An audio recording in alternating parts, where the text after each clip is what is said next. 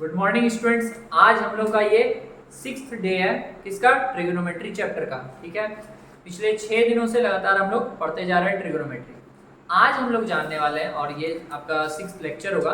आज हम लोग इस लेक्चर में क्या बात करने वाले हैं, तो देखिए इसमें 8.2 का क्वेश्चन नंबर 2 से लेकर 4 तक सभी क्वेश्चंस आज हम लोग करेंगे। मतलब कि ये आपका एक्सरसाइज 8.2 हो जाएगा कंप्लीट। ठीक है, और ये आपका लेक्चर नंबर क्या है, लेक्चर नंबर ये 6 रहेगा। लेक्चर नंबर 5 में हम लोग 8.2 का क्या किए थे, क्वेश्चन नंबर 1 के अंदर 5 क्वेश्चंस थे ABC इस तरह से। तो 5 क्वेश्चन हम लोग लेक्चर नंबर 5 में किए हैं। और लेक्चर 4 में हम लोग क्या किए थे, 8.2 का जो भी बेसिक्स होता है, बेसिक्स क्या, जो साइन थीटा का जो वैल्यूज होता है सारा, साइन 0 डिग्री, साइन 45 डिग्री, वो सब पढ़े। ठीक है, तो आज चलिए वीडियो को स्टार्ट करते हैं।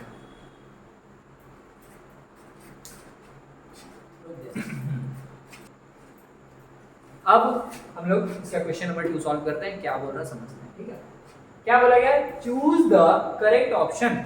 जो भी आपको यहाँ पे ऑप्शन दिया उसको आप उसमें से चूज कीजिए। तो अब ऐसा नहीं उठा के लाना, बोलना ई वाला होगा, क्वेश्चन पढ़ना है। ठीक है, choose the correct option and justify your answer. जो भी आप चूज किए हैं आंसर कि हाँ ये होगा वो होगा, तो वो काहे होगा उसका जो भी रीजन है सॉल्व करके वो दिखाइए, जस्टिफाई कीजिए, उसको प्रूव कीजिए। ठीक है, अच्छा तो आइए क्वेश्चन से स्टार्ट किया जाए। यहाँ पे 2 10 30 डिग्री, 2 का 10 30 डिग्री कितना होता है, तो 10 30 डिग्री का वैल्यू होता है 1/√3। तो 1/√3, ये पूरा चीज डिवाइड में लिख दो और यहाँ आ जाएगा 1 प्लस 10 30 का होल स्क्वायर। 10 30 मतलब 1/√3 का होल स्क्वायर। अच्छा, अब यहाँ पे 2 को 2 है, 1 से मल्टीप्लाई किए 2 और नीचे आ गया √3 डिवाइड। यहाँ पे इसको थोड़ा समय दिया जाए सॉल्व करने के लिए, तो 1 का 1 प्लस 1/√3 का होल स्क्वायर, 1 का स्क्वायर 1 ही आ जाएगा और √3 का स्क्वायर 3 हो जाएगा। ठीक है, देखिए √3 का स्क्वायर है मतलब क्या, √3 इंटू √3, और रूट में जब 2 नंबर होता है एक बाहर आ जाता है। ठीक है, तो यहाँ तक ये आ गया। अच्छा, अब यहाँ 2/√3 डिवाइडेड बाई, यहाँ नीचे कुछ नहीं तो 1, इसको सॉल्व किया जाए। 3 और 1 का एलसीएम 3, 1 के डेव में 3 आता है 3 टाइम्स में, तो 3 को 1 से मल्टीप्लाई करेंगे, 3 1 सा 3 प्लस 3 के डेव में 3 आता है 1 टाइम्स में, तो 1 से ऊपर मल्टीप्लाई मतलब 1। अब क्या आ गया यहाँ पर, 2/√3 डिवाइडेड बाई 4/3। अब यहाँ पे डिवाइड का साइन है, इसको हटाएंगे, मल्टीप्लाई आएगा, तो 2/√3 इंटू 3/4। ठीक है, 2 को 4 से कट किया जाए, 2 बार में कैंसिल हो गया। और फिर आप 3 को क्या लिख सकते हैं, बचा है क्या, 3/2√3 बचा है। ऊपर में 3 मतलब 3 और नीचे में 2√3। अब हमको पता है नीचे में हम रूट नहीं रख सकते √3, तो इसलिए हम ऊपर में 3 को क्या लिख सकते हैं, √3 इंटू √3।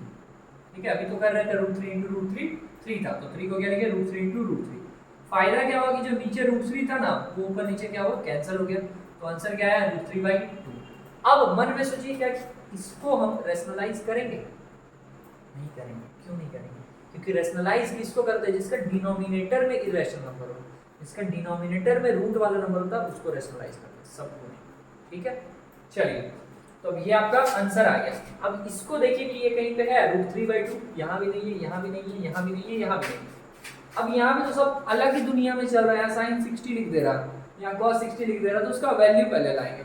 साइन 60 का वैल्यू क्या होता है, या फिर इधर से स्टार्ट किया जाएगा, तो साइन 30 का वैल्यू क्या होता है, 1/2, tan 60 का √3, cos 60 का 1/2, इसका √3/2। तो मतलब करेक्ट ऑप्शन √3/2 मैच किया, तो √3/2 किसके बराबर है, साइन 60। तो ऑप्शन नंबर ए आपका करेक्ट आंसर हो गया। क्लियर है। सेकंड क्वेश्चन, सेकंड क्वेश्चन में बोला जा रहा है कि 1 प्लस 10 स्क्वायर 45, ये माइनस, यहाँ क्वेश्चन में यहाँ 1 माइनस 10 स्क्वायर 45, यहाँ माइनस है, 1 minus 10 square 45 by 1 plus 10 square 45, ये दिया हुआ है। इसको सॉल्व करके इस 4 में से कौन सही है बताना है। अच्छा, इसको ये सॉल्व कर, 1 माइनस 10 45 का वैल्यू क्या था, 1 था, 1 का स्क्वायर बाई 1 प्लस 1045 का वैल्यू 1 था तो 1 का स्क्वायर, यहाँ क्या है 1 माइनस 1 का स्क्वायर 1 और 1 का स्क्वायर 1 माइनस 1 क्या होगा 0 और 1 प्लस 1 2 हो गया। तो 0 बाई कोई भी नंबर होगा ना सर, ये दिमाग में भर लीजिए कि 0 बाई कोई भी नंबर है तो वो 0 ही होगा। ऐसा क्यों होता है? क्योंकि अगर आप 0, इसका मतलब क्या, जैसे अगर आप कहीं लिखें 10/2, इसका मतलब क्या है कि 10 है उसको दो जगह पे बांटना है, 10 है उसको दो जगह पे बांटना है। अच्छा, और वही हम लिख रहे हैं 0/2 मतलब कोई चीज 0 है उसको 10 जगह पे बांटना है, उसको दो जगह पे, मतलब या 0 को दो जगह पे बांटना है। 0 मतलब क्या, कुछ भी नहीं। 0 मतलब क्या, कुछ भी नहीं, और कुछ भी नहीं को अगर आप दो लोगों को बांटते हैं तो कहाँ मिलेगा, कुछ भी नहीं। वही चीज, ठीक है। तो 0 बाई कोई भी नंबर होता है तो वो 0 ही होता है। अच्छा, अब ऑप्शन देख लीजिए, कोई 0 है, हाँ ऑप्शन डी मिल गया, खत्म बात। ठीक है, चलिए नेक्स्ट क्वेश्चन क्या है। नेक्स्ट क्वेश्चन पे बोला जा रहा है थर्ड नंबर में sin 2a is equals to 2 sin a is true when a is equals to what। ठीक है, a क्या रहेगा तब ये ट्रू रहेगा। और इसका ऑप्शन क्या क्या दिया है, ऑप्शन ए है 0 डिग्री, ऑप्शन बी है 30 डिग्री, ऑप्शन सी है 45 डिग्री, ऑप्शन डी है 60 डिग्री। ठीक है, इसमें से कौन करेक्ट है, आइए स्टार्ट करते हैं। इसमें sin 2a को 2 sin a बोला is true when a equals to 1। हम लोग क्या रखेंगे, a का क्या वैल्यू रखेंगे, ये इक्वल आ जाए।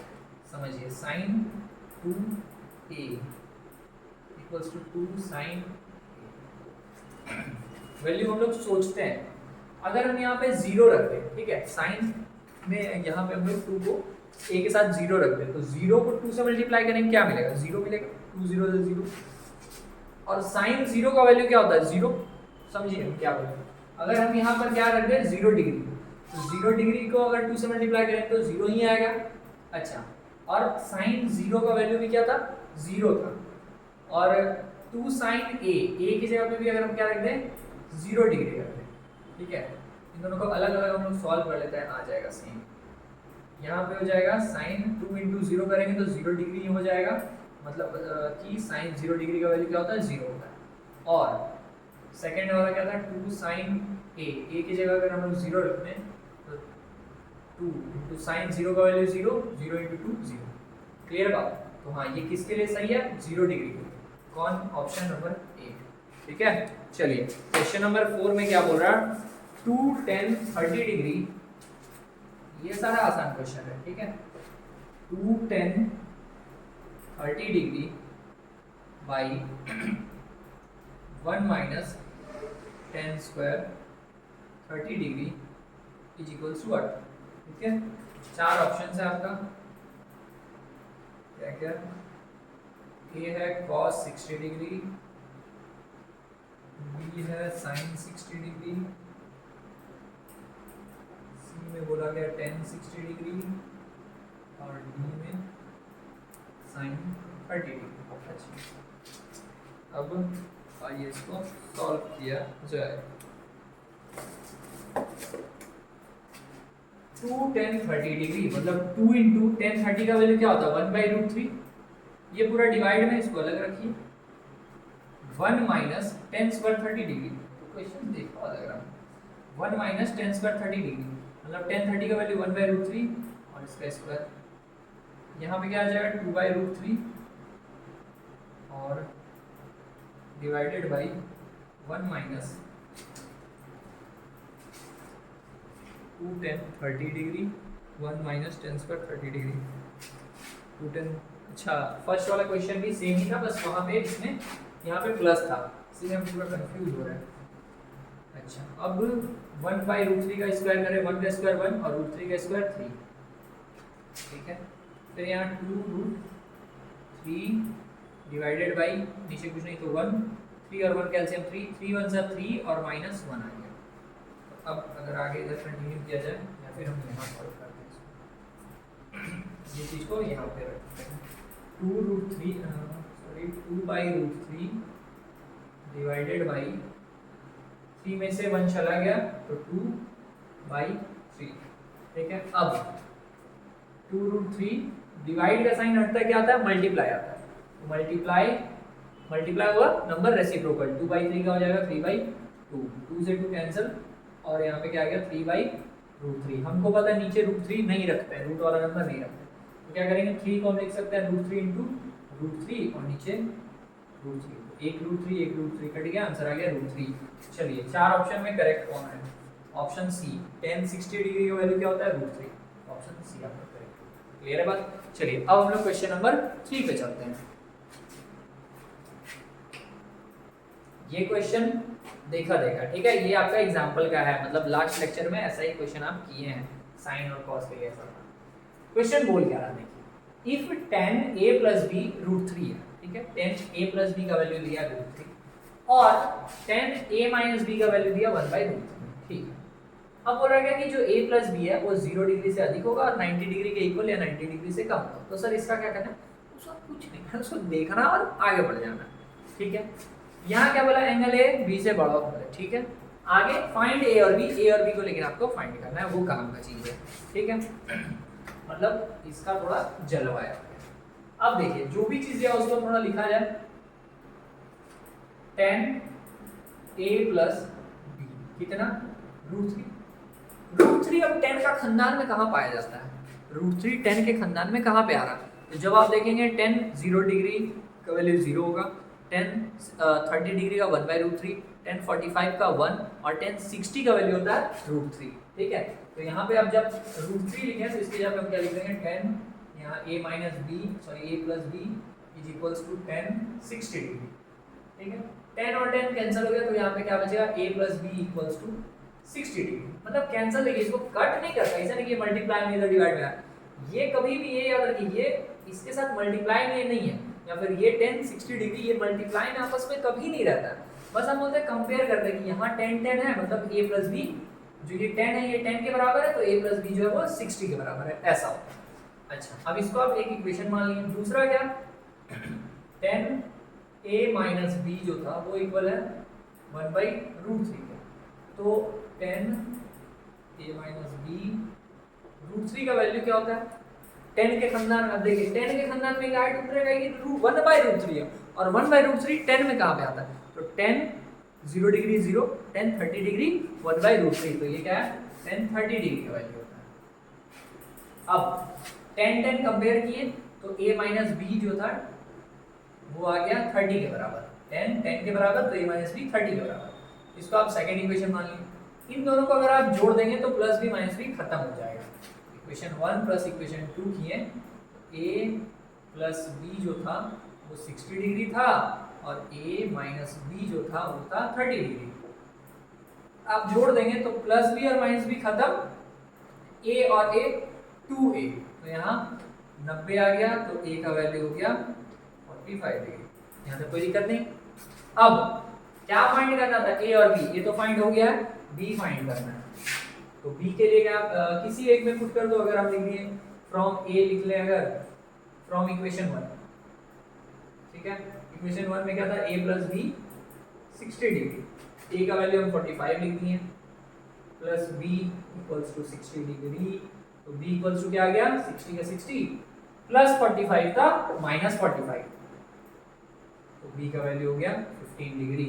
अब यहाँ पे कोई दिक्कत नहीं, a भी आ गया b भी आ गया, बताओ इसमें इसका जरूरत पड़ा नहीं, तो ये काहे दिया होता, बस देखने के लिए, उसको देखना है, आगे बढ़ जाना। चलिए उम्मीद है ये क्लियर हुआ। क्वेश्चन नंबर 4 पे आते हैं। अब क्वेश्चन नंबर 4 पे क्या बोला जा रहा है, 4 पे देखा जाए, बोला जा रहा है स्टेट है, ये कौन सा स्टेट है, स्टेट मतलब क्या आपको बताना है कि सही है, state whether the following are true or false, ये जो भी दिया हो ये ट्रू है या फॉल्स है, ये आपको बताना है, ठीक है।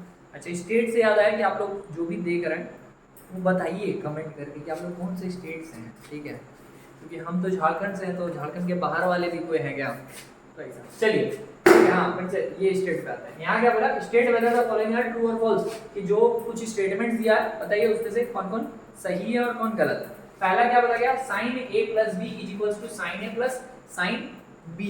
अब देखिए मन में आएगा कि सर हम लोग पहले फॉर्मूला पढ़े थे कि a इंटू बी प्लस सी अगर ऐसा है ना, मतलब ए को हम लोग इससे भी मल्टीप्लाई करते हैं और इससे भी, तो ये क्या बनता था ए बी प्लस ए सी, ऐसा होता था, हाँ होता।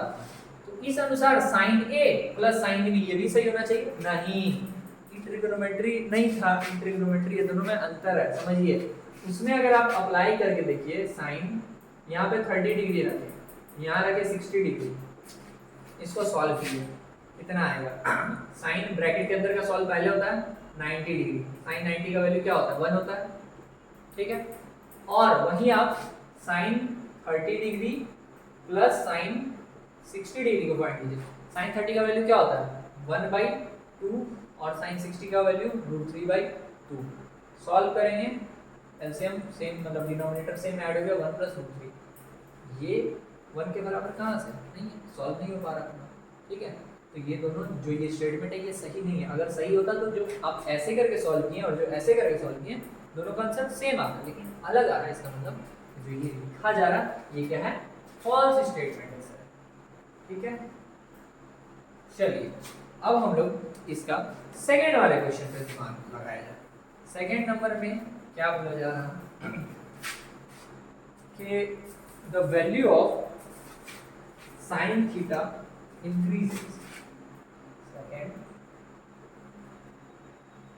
Value of sine theta increases as theta increases.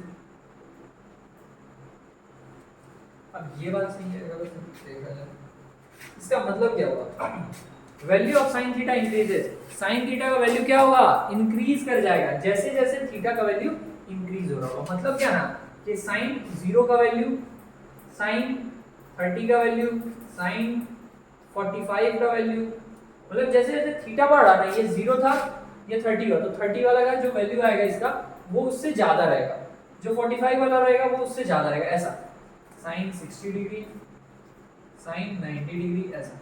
अब एक बार चेक कर लेते हैं, साइन 0 का वैल्यू होता क्या है 0 होता है, साइन 30 का क्या होता है 1/2 होता है, अच्छा। साइन 45 का क्या होता है 1/√2 होता है, और साइन 60 का √3/2 होता है, और इसका होता है 1। सोचिए इंक्रीज हो रहा है या नहीं, क्या बोला था, तो value of sine theta increases, sine theta का वैल्यू इंक्रीज होगा जैसे जैसे थीटा इंक्रीज होगा। तो देखिए यहाँ 0 डिग्री के लिए बात की तो 0 आ गई, ये तो सही है। 0 से जैसे ही 30 पे बात की थीटा बढ़ा तो वैल्यू क्या हुआ 0 से 1/2 हो गया। 1/2 का मतलब क्या होता है, 1/2 का मतलब होता है हाफ, आधा, मतलब 0.5, ठीक है, आधा मतलब 0.5।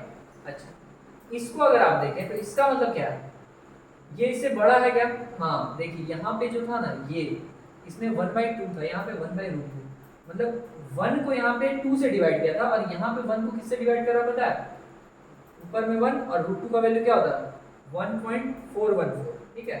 तो मान लीजिए अगर 1.4 भी हम माने तो यहाँ पे 1 को किससे डिवाइड किया 2 से, और यहाँ पे 1 को किससे डिवाइड किया 1.4 से, मतलब नंबर जो था नीचे वाला वो छोटा हो गया। जैसे जैसे डिनोमिनेटर छोटा होता है तो ओवरऑल वैल्यू बड़ा होता जाता है। जैसे कि अगर आप 10 को 2 से डिवाइड कीजिए और 10 को आप 5 से कीजिए, तो जब आप 2 से किए नंबर छोटा था तो इसका वैल्यू आएगा 5, नंबर डिनोमिनेटर यहाँ बड़ा था तो इसका वैल्यू आ जाएगा 252 जाएगा।